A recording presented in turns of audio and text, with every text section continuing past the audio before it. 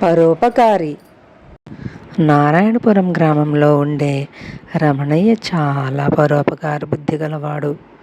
ఒకసారి పెద్ద గాలివాన తాకిడికి గ్రామంలో చాలామంది గుడిసెలు పడిపోతే అతను ఇంటింటికి తిరిగి చందాలు పోగు చేసి నష్టపోయిన వాళ్ళందరికీ కొత్త గుడిసెలు కట్టించాడు. ఇందుకు దాదాపు గ్రామంలో కలిగిన వాళ్ళంతా సాయపడ్డారు. కానీ ధనగుప్తుడనే షావుకారు మాత్రం రమణయ్యకు ఒక్క పైసా కూడా చందా ఇవ్వలేదు. రమణయ్య తనకు ఘనంగా చందాలిచ్చిన వాళ్ళ పేర్లు చెప్పబోతే ధనగుప్తుడు అడ్డు తగిలి, అనవసరంగా కంఠశోషపడకు, గుడిసెలు పోయిన వాళ్ళెవరూ వచ్చి డబ్బు కోసం దేవిరించలేదు. ఎందుకో తెలుసా, అడుక్కోవటం ఎవరికీ ఇష్టం ఉండదు. అడుక్కునే బుద్ధి ఉన్న వాళ్ళే నీలాగా చందాలంటూ ఎగబడతారు. ఇందులో ఎంతో కొంత మిగిల్చుకోవాలని నువ్వు ఆశపడుతున్న సంగతి నాకు తెలుసు. నీ ఓటి వాళ్లకు ఏనాడు సహకరించను అన్నాడు. గ్రామంలో చాలామంది రమణయ్యని దేవుడంటూ పొగిడారు. అయినా అతడికి తృప్తి కలగలేదు. ధనగుప్తుడు తనను నానా మాటలు అన్నాడు గనక ఎలాగైనా అతడికి బుద్ధి చెప్పాలని రమణయ్య తాపత్రయం. ఉన్నట్టుండి ఒకరోజు అతను ధనగుప్తుడి దగ్గరకు వెళ్ళి, తెలుసో లేదో గ్రామం అంతా నన్ను పొగుడుతున్నది. ఉన్నవాళ్లలో నువ్వు తప్ప అందరూ చందాలిచ్చారు. చందా ఇచ్చి ఉంటే నీకు తృప్తిగా ఉండేది కదా అన్నాడు. ధనగుప్తుడు కోపంగా, నా దగ్గర ఎందరో అప్పులు తీసుకుని రోజూ నన్ను పొగిడి వెడుతుంటారు. డబ్బున్నంతకాలం నేను ఇతరుల మెప్పు కోసం ఏమేమో చేయనవసరం లేదు. ఊరు పేరు లేని నీ వంటి చవటలే పరోపకారం అంటూ బయలుదేరతారు. ఇతరులు ఇచ్చిన డబ్బుతో పరోపకారం చేసి పొగడ్తలు అందుకుంటారు అని అవమానించి పంపేశాడు. రమణయ్యకు విపరీతంగా కోపం వచ్చింది. ఈ జరిగింది విని అతడి తండ్రి, ధనగుప్తుడి నోరు మంచిది కాదు. అలాంటి వాడికి దూరంగా ఉండటం ఉత్తమం. నువ్వు 10 మందికి సాయపడాలనుకుంటే సాయపడు, కానీ ఆ ధనగుప్తుడిని గురించి పట్టించుకోకు అని సలహా ఇచ్చాడు. తండ్రి సలహా రమణయ్యకు నచ్చలేదు. అతను స్నేహితులకు జరిగింది చెప్పుకున్నాడు. వాళ్ళు రమణయ్యను ఓదార్చుతూ, ఆ ధనగుప్తుడు అన్నంత మాత్రాన నువ్వు చవటవైపోతావా, అలాంటివి పట్టించుకోకు అన్నారు. ఆశ్చర్యమేమంటే రమణయ్య వల్ల ఉపకారం పొందిన వాళ్ళు కూడా, మీరు దేవుడి లాంటి వారు కాబట్టి అందరి చేత మాటలు పడి మాకు ఇళ్ళు కట్టించారు అని అతన్ని మెచ్చుకున్నారే తప్ప ధనగుప్తుడి ప్రవర్తనను ఎవరూ ఖండించలేదు. ఈ గొడవ విన్న ఊరి పెద్దలు రమణయ్యను రచ్చబండ వద్దకు పిలిచి, ఒరే, ధనగుప్తుడిది దుందుడుకు ధోరణి, అయిన దానికి కాని దానికి మాట జారుతుంటాడు. నువ్వు బాధపడకు. అతగాణ్ణి మందలించాలనే మాకు ఉన్నది, కానీ అందువల్ల ప్రయోజనం ఉండదు. మమ్మల్ని పురుగుల కింద తీసిపారేస్తాడు అన్నాడు ఊరడిస్తూ. ఇంత జరిగాక రమణయ్య ధనగుప్తుడి గురించి కొంత లోతుగా ఆలోచించాడు. ధనగుప్తుడికి బాగా డబ్బున్నది. గ్రామంలో అందరికీ అతడితో అంతో ఇంతో అవసరం ఉన్నది. అందువల్లనే ధనగుప్తుడిని తప్పు పట్టడానికి అందరూ భయపడుతున్నారు. తన కసి తీరేలాగా ధనగుప్తుడిని అవమానం పాలు చేయటం ఎలా అని రమణయ్య పథకాలు వేస్తుండగా అతడికి ఒక మంచి అవకాశం చిక్కింది. దూర ప్రాంతం నుంచి మల్లుడొకడు రమణయ్య ఇంటికి వచ్చి, మల్ల విద్యలో నాకు ఎన్నో మెళకువలు తెలుసు, అవన్నీ ప్రదర్శించి మీ గ్రామస్తులకు వినోదం కలిగిస్తాను. అందరూ కలిసి నాకు 100 వరహాలిస్తే తృప్తిపడతాను అన్నాడు. రమణయ్యకు ధనగుప్తుడి మీద పగ తీర్చుకునేటందుకు ఇదే మంచి అదను అనిపించి, ఇటువంటి పనులు నా వల్ల కావు. గ్రామంలో ధనగుప్తుడనే ఆయన ఉన్నాడు. ఆయనకు మల్ల విద్యలంటే భలే సరదా. వెళ్ళి అడిగావంటే తప్పక సహాయం చేస్తాడు అన్నాడు. మల్లుడు ధనగుప్తుడి ఇంటికి వెళ్ళి తన ప్రతిభను గురించి చెప్పుకుని, తమకు మల్ల విద్యలంటే చాలా ఇష్టమని విన్నాను. నా వినోద ప్రదర్శనకు తగిన ఏర్పాట్లు చేయించి బహుమతిగా 100 వరహాలిప్పించండి అన్నాడు. ధనగుప్తుడికి మల్లుడి మాటలు వింటూనే చాలా కోపం వచ్చింది. ఆయన మల్లెడికేసి చీడపురుగును చూసినట్టు చూస్తూ, ఒళ్ళు పెంచుకుని తిండి కోసం ఇతరుల మీద ఆధారపడే వాళ్ళంటే నాకు అసహ్యం. మల్ల విద్యలంటే నాకు పరమ రోత. వచ్చిన దారినే వెళ్ళు అని మల్లుణ్ణి అవమానించాడు. మల్లుడు పళ్ళు కొరుకుతూ రమణయ్య దగ్గరకు తిరిగి వచ్చి, నువ్వు నాకు అబద్ధం ఎందుకు చెప్పావు? ఆ ధనగుప్తుడికి మల్ల విద్యలంటే రోతట. నన్ను నానా మాటలు అన్నాడు. నీ వల్ల బతుకులో మొట్టమొదటిసారిగా మాట పడవలసి వచ్చింది అన్నాడు. అలాగా? ఆ ధనగుప్తుడు కూడని మాటలంటుంటే పడి ఊరుకున్నావా? నీవు మల్లుడివి కాదా? నీ విద్య చూపించలేవా? అన్నాడు రమణయ్య మల్లుణ్ణి రెచ్చగొడుతూ. అవును, నా విద్య చూపిస్తాను అంటూ మల్లుడు రమణయ్యను గట్టిగా 4-5 దెబ్బలు వేశాడు. రమణయ్య బాధతో మూలుగుతూ, ఆ దుష్టుడు నిన్ను తిడితే నన్ను కొడతావెందుకు అని అడిగాడు. నీకు వాడి మీద ఏదో పగ ఉన్నదని నాకు అర్థమైంది. నా చేత వాణ్ణి కొట్టించాలని నువ్వు పథకం వేశావు. నేను మల్లుణ్ణే కానీ నీ నౌకర్ను కాదు. ధనగుప్తుడు నీ కారణంగానే నన్ను తిట్టాడు. అందుకే నేను నిన్ను కొట్టాను అని చెప్పి మల్లుడు వెళ్ళిపోయాడు. ఈ సంగతి తెలిసిన రమణయ్య తండ్రి అతన్ని గట్టిగా మందలిస్తూ, ఆ ధనగుప్తుడు కందిరీక గల తుట్టెలాంటివాడు. కోరి కదిలించి బాధలెందుకు తెచ్చుకుంటావు? ఇక ఏనాడు అతడి జోలికి వెళ్ళకు. నిజమైన పరోపకారి తిట్లు దీవెనలు రెంటిని అంతగా పట్టించుకోకూడదు అని చెప్పాడు. ఆ తర్వాత రమణయ్య చందాలకంటూ పోయి ఏనాడు ధనగుప్తుడితో మాట్లాడలేదు. దొంగలు స్వాములు. చిన్నడు తన కుక్కతో రామాపురం నుంచి బయలుదేరి గంగాపురం చేరేసరికి బాగా చీకటి పడింది. వాడికి ఆకలితో పాటు దాహం కూడా వేస్తున్నది. జామురాత్రి కూడా దాటకపోయినా వీధులు నిర్జనంగా ఉన్నాయి. ఇళ్ల తలుపులన్నీ మూసి ఉన్నాయి. మంచినీళ్ళ కోసం వాడు ఒక ఇంటి తలుపు తట్టేసరికి లోపల నుంచి వినబడుతున్న మాటలు ఠక్కున ఆగిపోయాయి.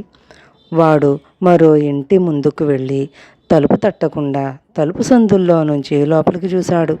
లోపల మసక వెలుగులో గొంతు దాకా కప్పుకొని ఇద్దరు ఎదురుగా మదురుగా కూర్చుని ఏదో మాట్లాడుకుంటున్నారు. అయ్యా, దాహంగా ఉన్నది, కాసిని మంచినీళ్ళు ఇప్పించండి అని చిన్నడు దీనంగానే అడిగాడు. వెంటనే లోపలి వాళ్ళు పడుకుని నిండా కప్పుకున్నారు.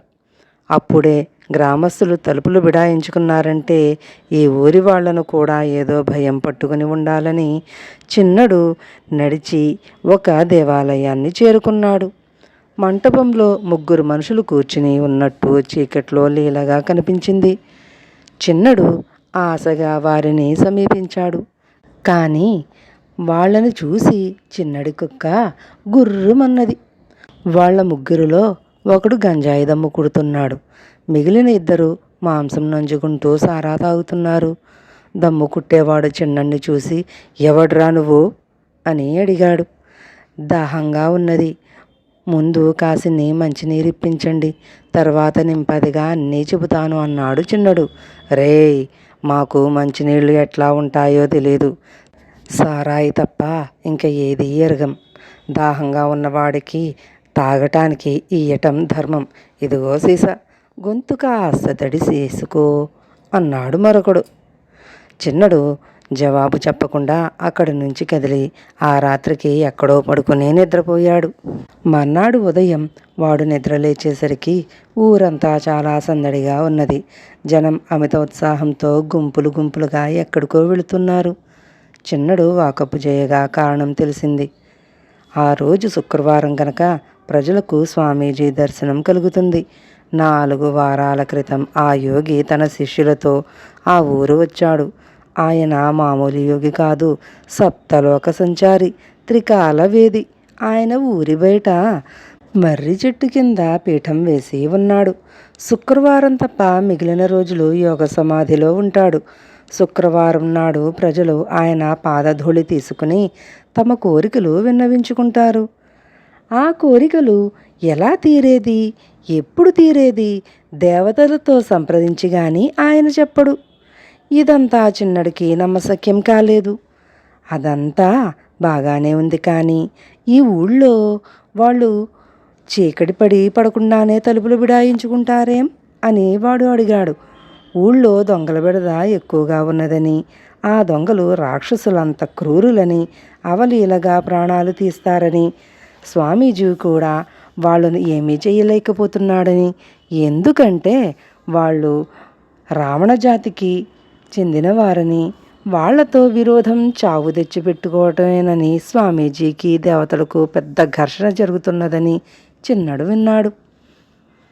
ఊరి జనంతో పాటు చిన్నడు కూడా స్వామీజీని చూడబోయాడు. స్వామీజీ ఒక సమాధిలో ఉన్నాడు. చేతిలో రుద్రాక్షమాల, పక్కనే కమండలము ఉన్నాయి. ఆయన వెంట బలమైన శిష్యులు కూడా ఉన్నారు. అందరికీ మూరడేసి గడ్డాలున్నాయి. అందరూ కాషాయ దుస్తులు ధరించి ఉన్నారు. జనం ఒకరొకరే స్వామీజీని సమీపించి ఏవో అడుగుతున్నారు. స్వామీజీ చిరునవ్వుతో సమాధానం చెప్పి తిరిగి కళ్ళు మూసుకుంటున్నాడు. చిన్నడు తన కుక్కతో సహా వెళ్ళి స్వామీజీకి దండం పెట్టి నిల్చున్నాడు. వాడి కుక్క స్వామీజీ శిష్యులను చూసి గుర్రమన్నది. వెంటనే వాళ్ళు కళ్ళు మూసుకుని ఏవో మంత్రాలు జపించారు. స్వామీజీ కళ్ళు తెరిచి చిన్నడికేసి తీవ్రంగా చూశాడు. క్షమించు స్వామీజీ, కుక్కకేమీ తెలీదు అన్నాడు చిన్నడు చెంపలు వేసుకుంటూ. నీకు ఏం కావాలి నాయనా అని స్వామీజీ అడిగాడు. చిన్నడు పెళ్లి చేసుకోవాలని కోరికగా ఉన్నదండి అన్నాడు. శిష్యులు గురువుకేదో సంకేతం అందజేశారు. స్వామీజీ వెంటనే చిరునవ్వు నవ్వి, చాలా చిన్న కోరిక, పర్వాలేదు, నీ పెళ్ళి స్వయంగా నేనే జరిపిస్తాను, వెళ్ళు అన్నాడు. అడగడం పూర్తి అయినాక జనం మౌనంగా కూర్చున్నారు. స్వామీజీ మాట్లాడటానికి లేచి నిలబడ్డాడు. అతను ఇలా అన్నాడు. ఊళ్ళో దొంగలను గురించి దేవతలతో నేను జరిపిన చర్చలు పూర్తి అయ్యాయి. దేవతలు గ్రామాన్ని దొంగల బారి నుండి కాపాడటానికి ఒప్పుకున్నారు. అయితే వచ్చే శుక్రవారం దాకా దొంగలను భరించక తప్పదు. ఆ తర్వాత దొంగలు ఈ ఛాయలకు కనిపించరు. మనకు మంచి రోజులు వస్తాయి.